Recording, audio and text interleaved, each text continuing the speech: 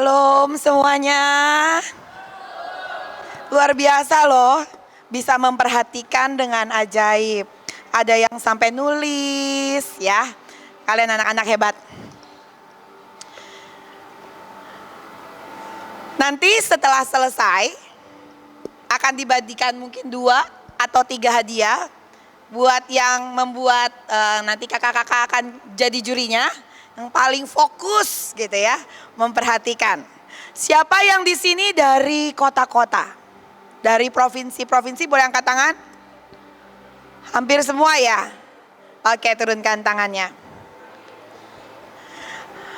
Tadi Kak Eric Stanley sudah bercerita tentang pilar cinta dan membawa adik-adik semua masuk ke dalam sebuah pilar cinta. Siapa yang percaya? Kalau ada cinta di hidup adik-adik, maka seperti yang Kak Eric katakan, ada bait Allah yang akan berdiri di hidupmu. Bukan di gereja ya, di hidup adik-adik. Sebentar lagi kita akan belajar sedikit lagi. Kakak pengen kita nyanyi 1 lagu aja buat bawa kamu kembali lebih fresh. Ku mau selalu bersyukur sebab cinta. Sama-sama naikkan lagu ini dari hatimu.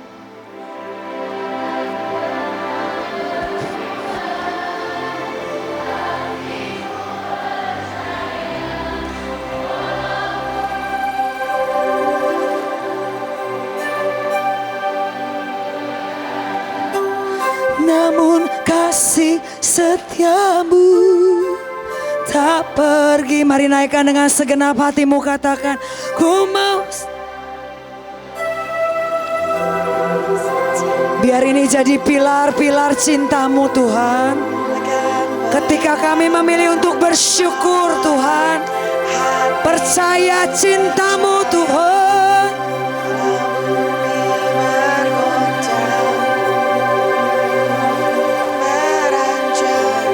Namun kasih setiamu tak pergi dariku. Mari sekali lagi katakan, ku mau selalu bersyukur Tuhan, takkan pernah berubah.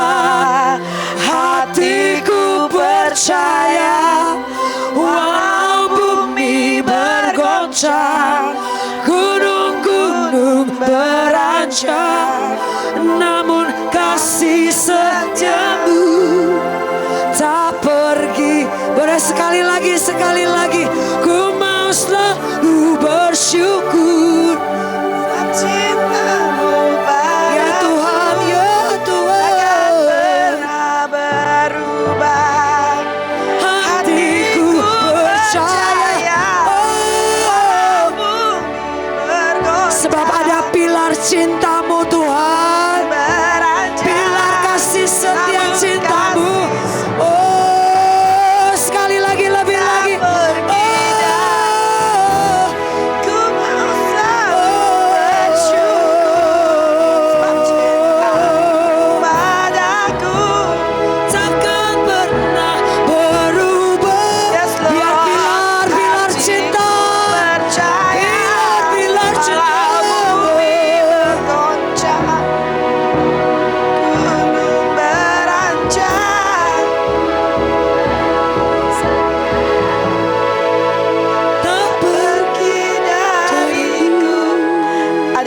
Anak bernama Matthew. Saya coba bercerita tentang sebuah kisah nyata tentang cinta. Anak ini baru umur 3 SD. Kita seringkali mikir pilar cinta berat banget ya dikerjain. Enggak. Justru Tuhan jatuh cinta sama Daud bukan pada waktu Daud jadi raja, tapi waktu Daud sebesar kalian. Waktu itu Daud gak punya apa-apa, dan Daud harus kerja sementara kakak-kakaknya sekolah. Daud harus kasih makan domba. Sementara kakak-kakaknya dapat pendidikan yang luar biasa. Mungkin adik-adik pernah mengalaminya. Tapi di tengah padang itu, Daud nyanyi buat Tuhan. Di situ Tuhan menemukan sebuah cinta yang berbeda. Cinta dari seseorang yang sebesar kalian dan gak dapat apa-apa, tapi tahu caranya menyembah dan mencintai Tuhan. Bukan karena apa yang Tuhan beri, tapi karena dia sangat ingin mengenal Tuhan. Saya tadi waktu lagi mendengar adik-adik nyanyi yang ku mau selalu bersyukur, tiba-tiba kakak punya gelora di hati itu seperti bangkit. Dan Tuhan itu bilang gini, ingat gak waktu SMP engkau jatuh cinta dengan aku. Di kelas saya gak bisa berhenti cerita tentang Tuhan. Dan saya mulai bawa setiap hari satu anak masuk ke gudang. Dan kemudian saya cerita tentang Tuhan. Saya doakan dan gak peduli agamanya apa. Dan satu persatu sampai satu kelas. Lalu kelas kedua dan berikutnya setiap hari. Dan disitulah Tuhan bilang, kalau kamu mau tahu apa yang engkau terima hari ini, bukan karena engkau hebat, tapi karena aku jatuh cinta kepadamu waktu engkau SMP. Jadi adik-adik punya sangat banyak peluang untuk memikat hati Tuhan dan membuat Tuhan mengubah masa depanmu. Siapa yang bilang cinta itu hanya untuk orang dewasa? Hari itu seorang anak namanya Matthew, mungkin sebesar lebih kecil dari kamu. Saya suka lihat kalian, Kak Olvi bilang, dari tadi waktu setiap kali doa mereka katanya bertiga ngomong sama Tuhan. Untuk mencintai seseorang kita gak perlu cara ngomongnya, ya Bapa engkau begitu besar, gak perlu. Namanya orang sayang selalu ngomong, Bapak makasih ya buat kado aku bisa ada hari ini. Datang ke Bekasi, duduk dan berjumpa dengan kamu. Lalu ada malaikat yang akan mencatat perkataanmu, ucapan syukurmu. Dan itu akan membuat Tuhan punya dasar memberkati saudara. Hari itu Matthew, umur kelas 3 SD, dia punya kesukaan. Kesukaannya adalah datang ke gereja, tapi dia harus nyebrang jalan karena gerejanya di seberang. Nanti Om Pendeta pegang tangannya, ajak dia nyebrang. Dan waktu dia sampai ke gereja, dia ngomong sendiri tiap hari kayak gitu. Ini kisah nyata loh. Lalu kemudian pendetanya satu hari tuh cukup penasaran, kenapa ya anak kecil begini? Bukannya anak-anak zaman sekarang itu sukanya main seperti yang Kak Erik bilang ya, lote-lote lah, yang lagi viral lah. Tapi ini anak beda. Pendeta itu mulai dengarkan suaranya. Pendeta itu mulai pelan-pelan dia mau nguping, itu sudah dekat Natal. Dan hari itu pendeta itu dengar anak ini ngobrol, sahabatku, kamu kan mau ulang tahun. Aku mau ngasih kado. Tapi kamu jangan tahu ya, pura-pura enggak tahu. Karena kan engkau Tuhan, pasti engkau tahu kejutannya.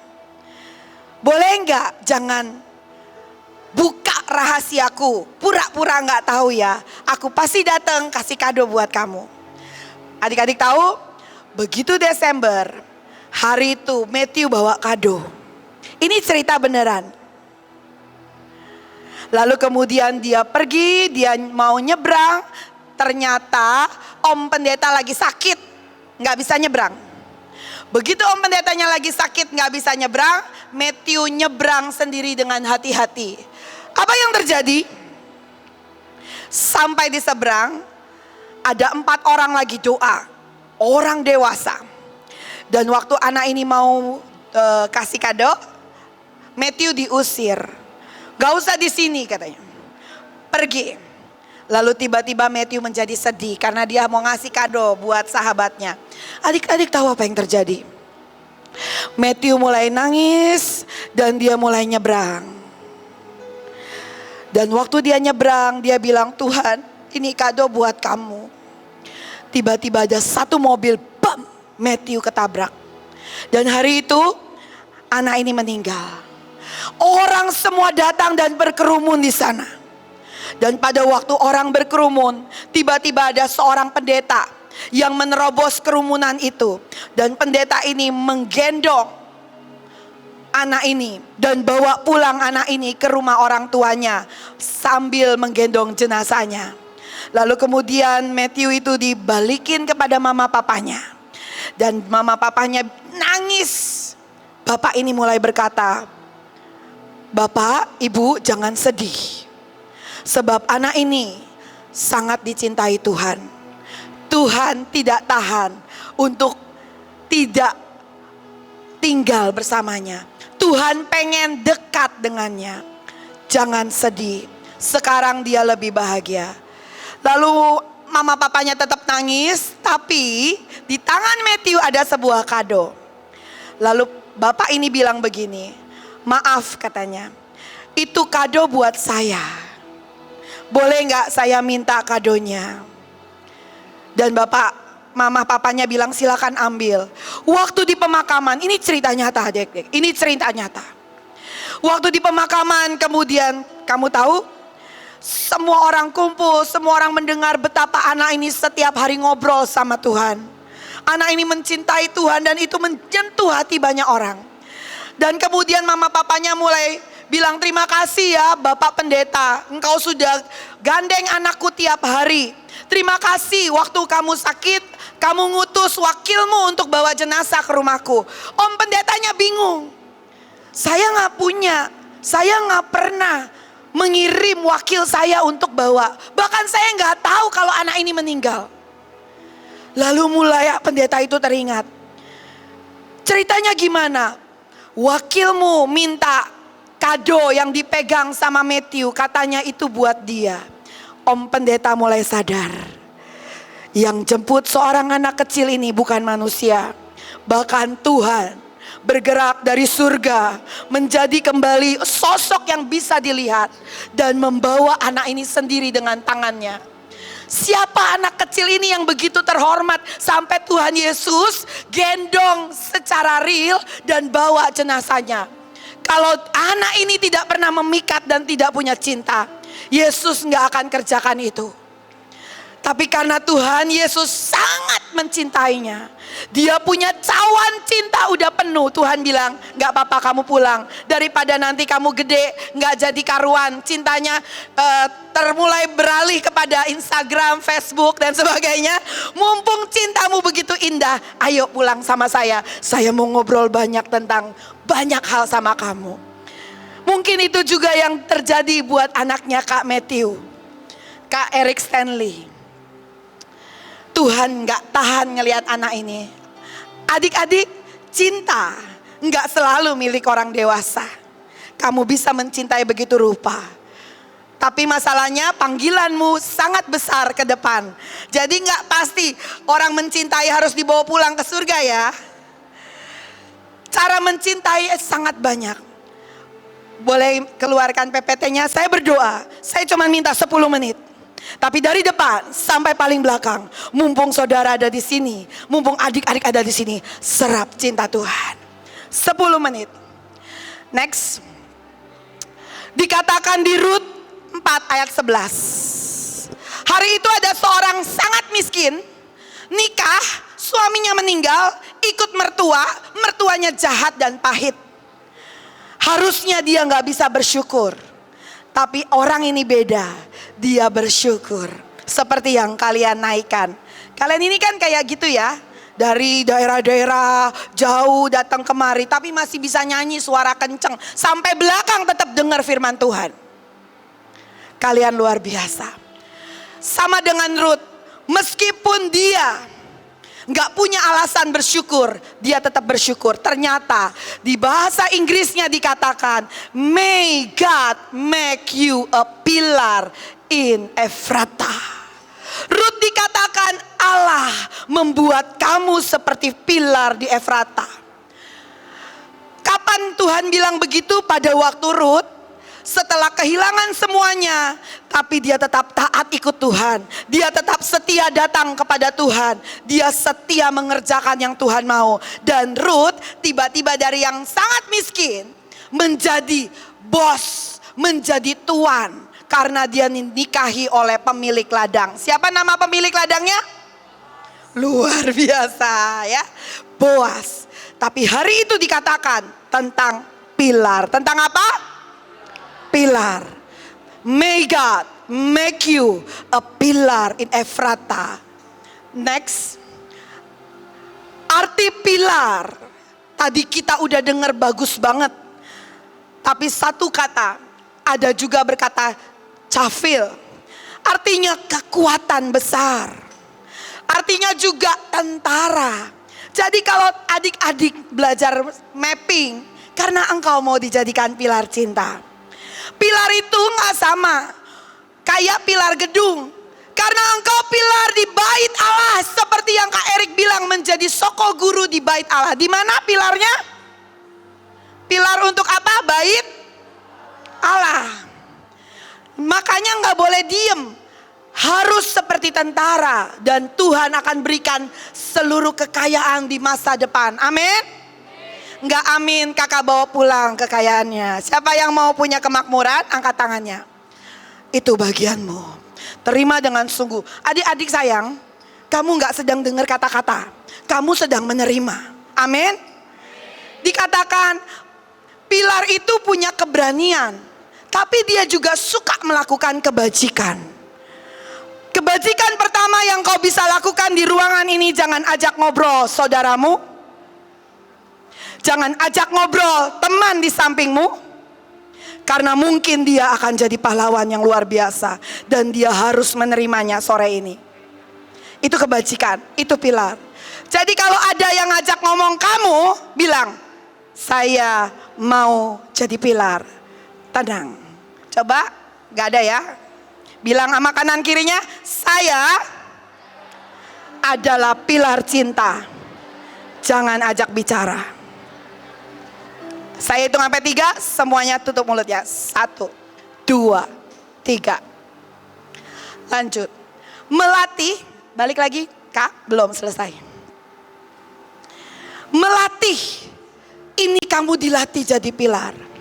Memutar, engkau harus mungkin melakukan banyak hal. Doling, engkau mungkin belajar sekali gak cukup, putar lagi, itu caramu jadi pilar. Lalu sekalipun menderita kayak Matthew, gak masalah karena ada kekuatan. Menanggung, untuk apa harus menanggung? Kakak waktu SMP, papa pergi dari rumah. Koko kena narkoba. Seolah-olah saya harus menanggung derita, enggak. Kata firman berkata, menanggung untuk dimunculkan. Mari sama-sama katakan, menanggung untuk dimunculkan. Lalu kemudian melahirkan. Pulang dari sini, engkau ajarin temanmu cara mencintai dengan sederhana. Amin. Cara Matthew mencintai Tuhan dengan ngobrol sama Tuhan. Bukan ngobrol sama teman ya, ngobrol sama Tuhan. Dan ajarkan temanmu untuk bicara sama Tuhan. Lalu kemudian menunggu dengan kerinduan. Gak susah kan? Gak susah. Kamu bisa memikat hati Tuhan seperti Daud. Next.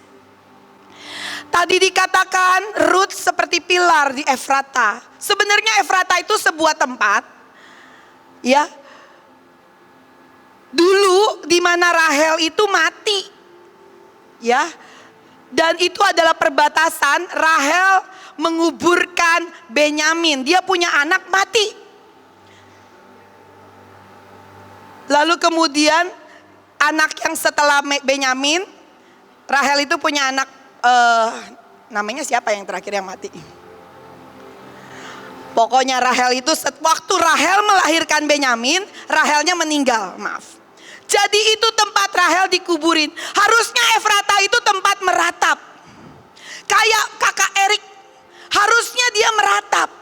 Tapi enggak, waktu dia memilih untuk mencintai Tuhan, dia tidak meratap, tapi Efrata dirubah menjadi tempat penuh dengan buah-buahan. Mari katakan, hidupku tidak ada ratapan lagi.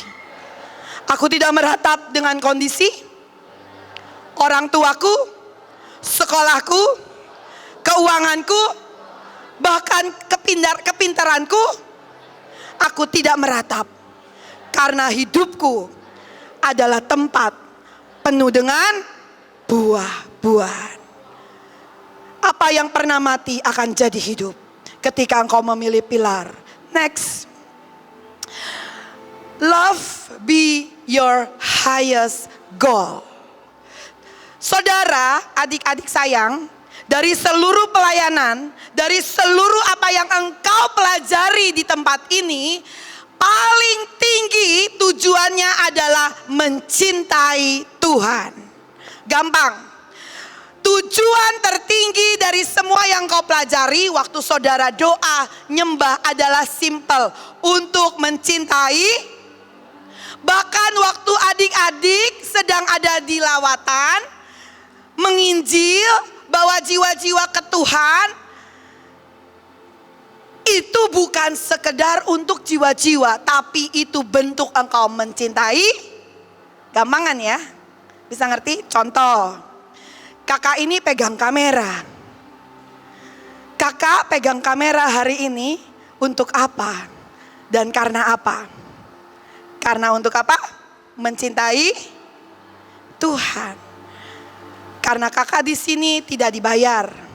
Kakak di sini kerja dari pagi sampai malam. Hari ini dia pegang kamera. Selesai pegang kamera, dia angkat-angkat barang. Ini kakak-kakak di sini sekarang nari. Kamu pulang, beresin barang. Dan tidak dibayar. Karena apa dikerjakan ini? Boleh tolong teriak kakak-kakak. Kerjain ini karena apa? Cinta. Padahal kemarin mungkin gak tidur. Padahal kemarin mungkin nangis karena gak sempat makan, perutnya mungkin gak enak. Tapi dia tetap hadir karena cinta. Cinta sangat sederhana tetapi memikat Tuhan. Dikatakan kejar kasih itu, usahakan dirimu memperoleh karunia roh. Terutama untuk memperkatakan yang daripada Tuhan. Amin.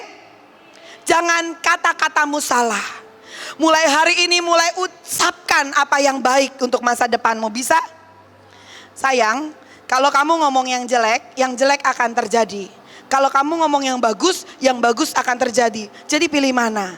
Ucapkan apa yang baik.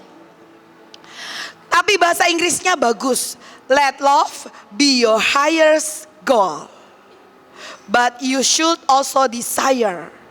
Kamu harus bergelora dengan semua yang spesial yang Tuhan akan berikan. Siapa yang pengen dapat kado dari Tuhan?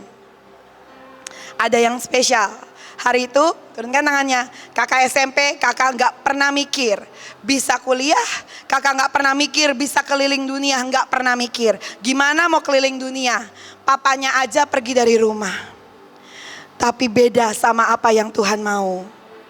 Waktu kakak seumuran kamu cuman ngomong sama temen, doain sederhana, dan itu memikat Tuhan. Tiba-tiba waktu kakak beranjak dewasa, dia bawa dari satu kota demi ke kota lain, dari satu negara demi ke negara lain, dan dia bawa papa saya pulang ke rumah. Koko saya berhenti narkoba. Ceritanya menjadi begitu berbeda. Karena apa? Karena cinta yang sederhana. Siapa yang pengen hidup dan nasibmu berubah? Angkat tangan.